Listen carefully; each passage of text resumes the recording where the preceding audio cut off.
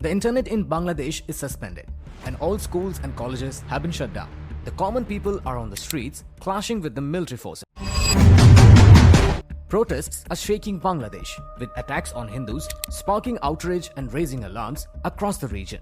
Could this crisis be a wake-up call for India's leadership? Stay tuned as we look at the devastating events in Bangladesh and what will be PM Modi's next move.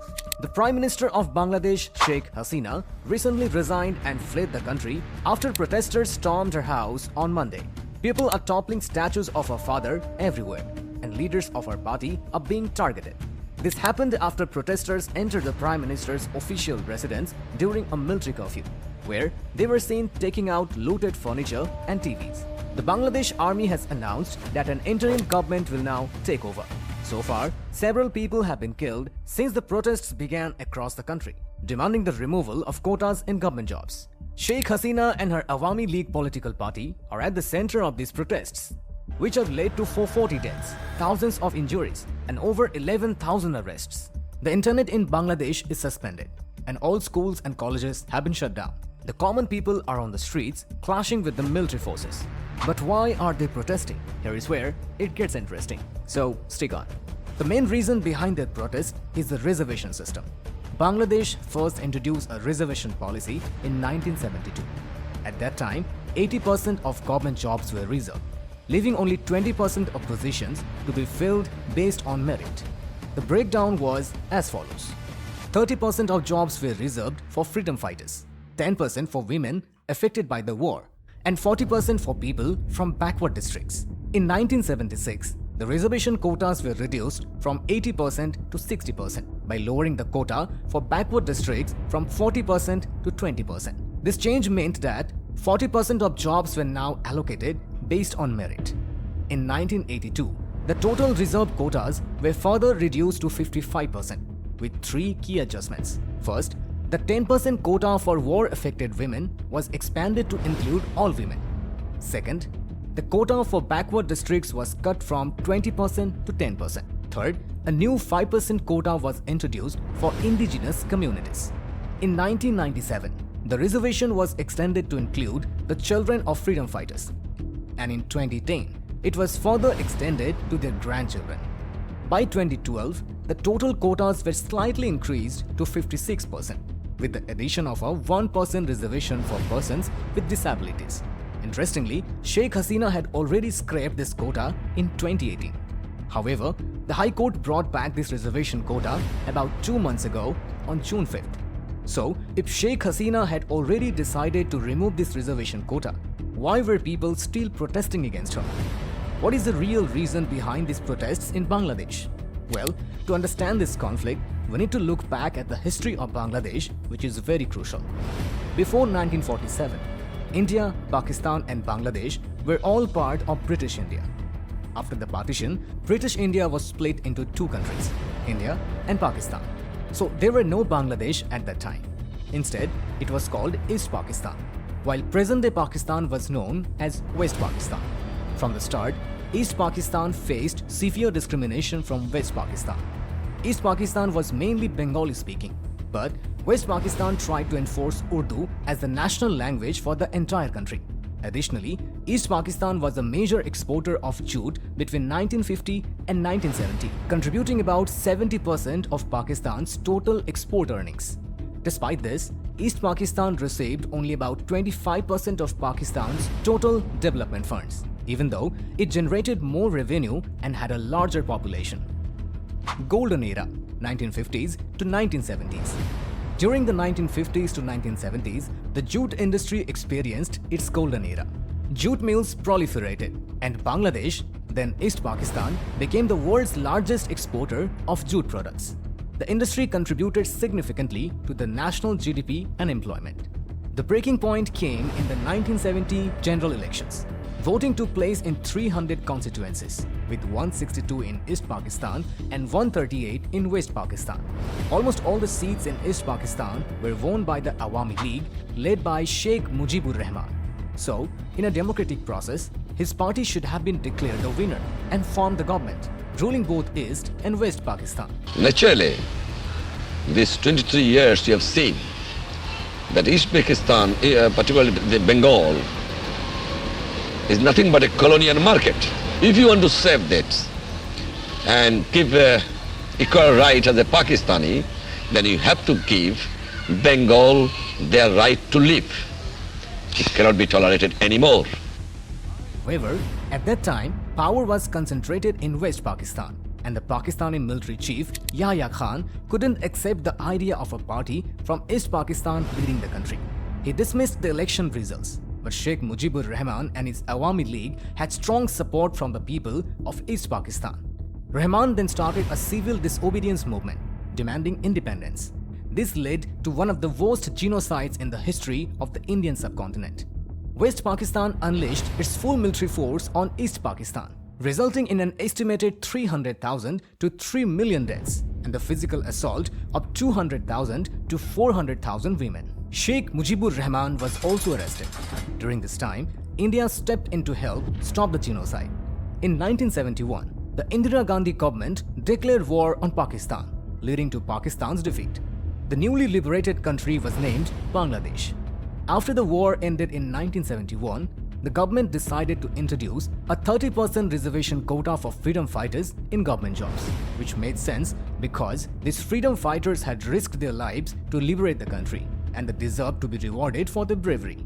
Currently, along with the 30% reservation for freedom fighters, there is also a 10% reservation for people from backward areas, another 10% for women, 5% for ethnic minorities, and 1% for people with disabilities. Altogether, 56% of the jobs are reserved, leaving only 44% for people to compete based on merit, as we discussed a few minutes ago. Now, what exactly are the protesters demanding? After the 1972 war, the quota was only for freedom fighters, and people were okay with that. But in 1997, the quota was changed to include the children of freedom fighters.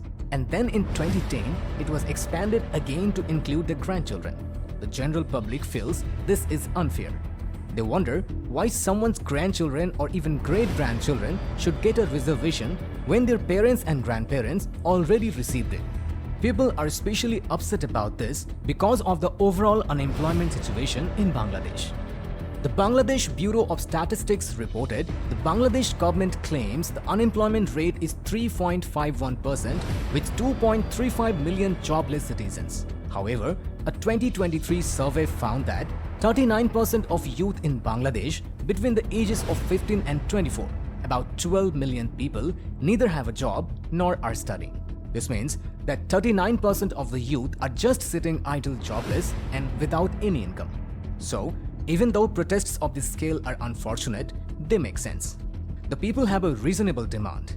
Only ethnic minorities and people with disabilities groups that genuinely need reservations should get them. The rest of the quotas should be removed. The anti-quota movement first gained traction back in 2018.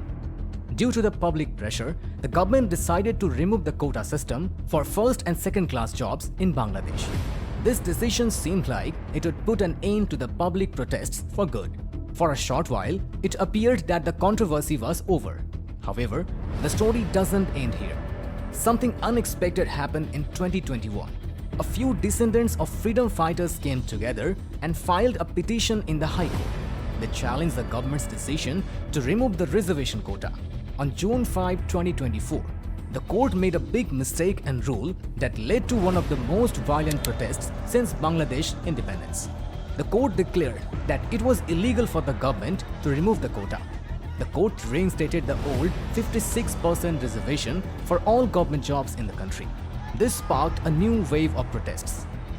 Initially, it was just the students, but soon they were joined by their teachers and then by the opposition parties. The government responded by appealing the High Court's decision to the Supreme Court. Seeing the nationwide unrest, the Supreme Court made a ruling on July 21, dismissing the High Court's order and increasing merit-based recruitment to government jobs to 93%. Now that the reservation quota was removed, the protests should have ended, right? But instead, the protests became even more violent, eventually leading to the resignation of the Prime Minister. Stunning developments out of Bangladesh today.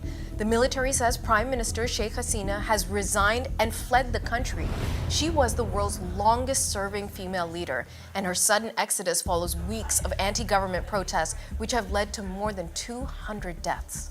Why did this happen even though she was trying to remove the quota herself? This is because behind what seemed like a patriotic reservation quota, there was a hidden side of corruption.